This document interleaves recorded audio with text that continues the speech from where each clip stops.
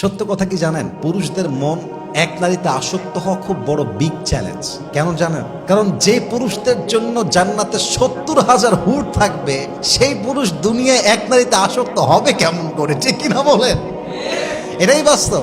বাস্তবতা হচ্ছে এই পুরুষ যতই বলুক এটাই পারফেক্ট, এটাই চাই, এটার প্রতি আসক্ত, বাট পুরুষের চোখ আর পুরুষের মন আসলে সহজে এক নারীতে আসক্ত হতে পারে না। ঠিক কিনা বলেন?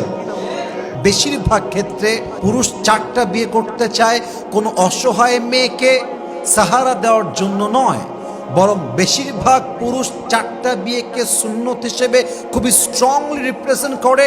ইটস জাস্ট বিকজ তার নারীর প্রতি জাস্ট অ্যাট্রাকশন আছে, এবং কোনো অসহায় নারীকে নয়, বিধবা নারীকে নয়, ডিভোর্সি নারীকে নয়, বরং পুরুষ 4টা বিয়ে করতে চায় বেশিরভাগ ক্ষেত্রে মনের খাহেশাত মেটাবার জন্য। ঠিক কিনা বলেন?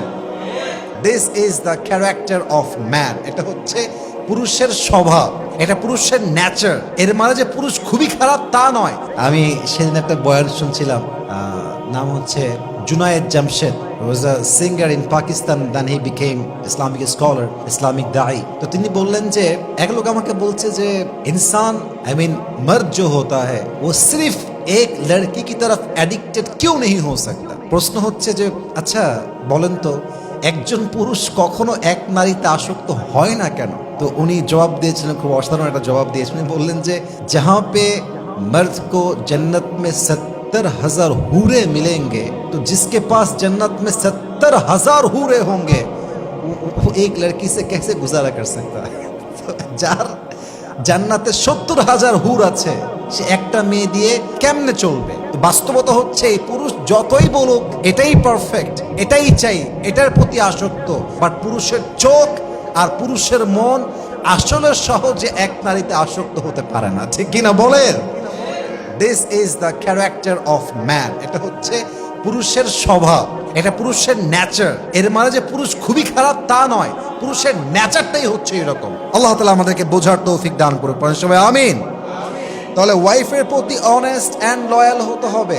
যে স্বামী গাদ্দার, যেই স্বামী বেঈমান, হয়তোবা সে সাময়িকভাবে জিতে যাবে, হয়তোবা সে সাময়িকভাবে বিজয় অর্জন করবে, বাট মাথায় রাখতে হবে যে অনেস্ট না, যে লয়াল না, তার জন্য পৃথিবীর কোথাও সম্মান নাই, সুখ নাই, শান্তির সন্ধান সে খুঁজেই পাবে না। ঠিক কিনা বলেন?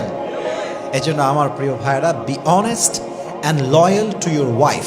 আর একটা বিষয় খেয়াল করেন, নবীজি কতটা লয়াল ছিলেন এটা অনেকে আমরা ভুল ব্যাখ্যা করি। ভুল ব্যাখ্যা কেমন করে? খুব খেয়াল করবেন এই পয়েন্টটা। আমরা 4 বিয়ের কনসেপ্টকে in a wrong way highlight করি। ইভেন বেশিরভাগ ক্ষেত্রে 4টা বিয়ে করা, আমার কথা রাগ করবেন না, বেশিরভাগ ক্ষেত্রে পুরুষ 4টা বিয়ে করতে চায় কোনো অসহায় মেয়েকে সাহারা দেওয়ার জন্য নয়, বরং বেশিরভাগ পুরুষ 4টা বিয়েকে সুন্নত হিসেবে খুবই স্ট্রংলি রিপ্রেজেন্ট করে। ইটস জাস্ট বিকজ তার নারীর প্রতি জাস্ট অ্যাট্রাকশন আছে, এবং কোনো অসহায় নারীকে নয়, বিধবা নারীকে নয়, ডিভোর্সি নারীকে নয়, বরং পুরুষ 4টা বিয়ে করতে চায় বেশিরভাগ ক্ষেত্রে মনের খাহেশাত মেটাবার জন্য। ঠিক কিনা বলেন? I don't measure everyone equally. আমি সবাইকে একই পাল্লায় মাপছি না, but maximum people they are like that. কিন্তু আমরা বেশিরভাগ ক্ষেত্রে এটা বলি যে নবীজি 11টা বিয়ে করেছে, আমি কেন বিয়ে করতে পারবো না অনেক বেশি? আপনি করেন তাতে আপত্তি নেই, আপনি করেন তাতে আমার কোনো অবজেকশন নেই, কিন্তু কথা বুঝতে হবে যে খাদিজা রাদিয়াল্লাহু তাআলা আনহা এতটা অনেস্ট ছিলেন, এতটা লয়াল ছিলেন, নবীর এতটা বিশ্বস্ত মানুষ ছিলেন। বিশ্বাস করেন, যতদিন পর্যন্ত খাদিজা রাদিয়াল্লাহু তাআলা আনহা জীবিত ছিলেন, তার অনেস্টির জন্য, তার সততার জন্য, তার চরিত্রের জন্য, তার আখলাকের জন্য, যতদিন পর্যন্ত খাদিজা বেঁচে ছিলেন, নবীজি দ্বিতীয় বিয়ে করবেন এই চিন্তা তো অনেক দূরের কথা, উনি তার আশেপাশেও যায় নাই। সুবহানাল্লাহ পড়েন সবাই। তো আমি এই কথা সবাইকে বলতে চাই, আপনার প্রথম ওয়াইফ যদি অনেস্ট, লয়াল, কেয়ারিং, লাভিং হয়, দায়িত্বশীল হয় এবং বিশ্বস্ত, most important is she is honest and loyal, এমন বউ যদি আপনি পেয়ে যান, ডান বাম করবেন না, আজীবন এক বউ নিয়ে জীবন কাটাবেন, দুনিয়াতেও সেই বউ, জান্নাতেও সেই বউ। সুবহানাল্লাহ পড়েন সবাই।